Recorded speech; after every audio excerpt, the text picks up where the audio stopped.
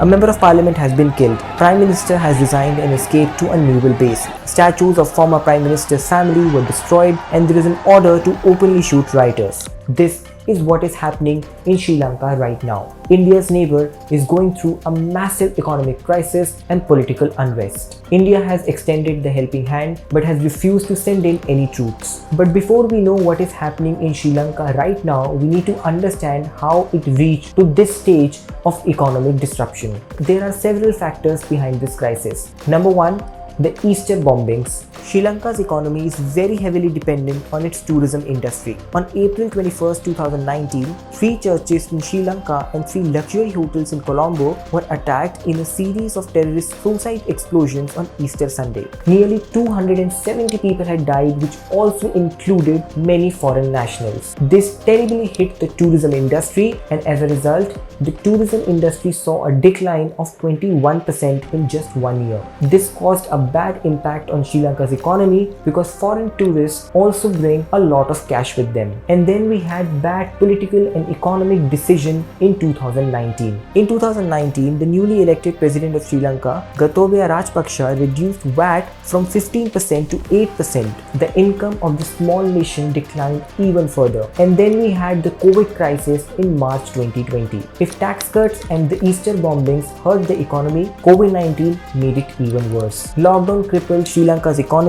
and destroyed whatever was left in the tourism industry. The government was forced to spend more money to save country's economy, and as a result, the savings took a hit. And then let us come to May 2021. Another political decision that caused a blunder. The president wanted Sri Lanka to become a nation of 100% organic farming, and as a result, it banned the import of agricultural chemicals and fertilizers. What happened? The agricultural output fell and the inflation rose to record high. Soon after this crisis, Sri Lanka faced many hardships. Even now, the inflation is at an all-time high. Getting fuel for cars is a big deal. Exams for students had to be cancelled because there was shortage of paper. The protests have been very peaceful until now, but now people are targeting Rajapaksa's family. Government supporters who were armed with sticks and clubs attacked peaceful protesters, and as a result, the protesters retaliated. In that retaliation, in one day, 6 people died, including a member of parliament. The violence is directed toward Rajapaksa's family because this political family has been very powerful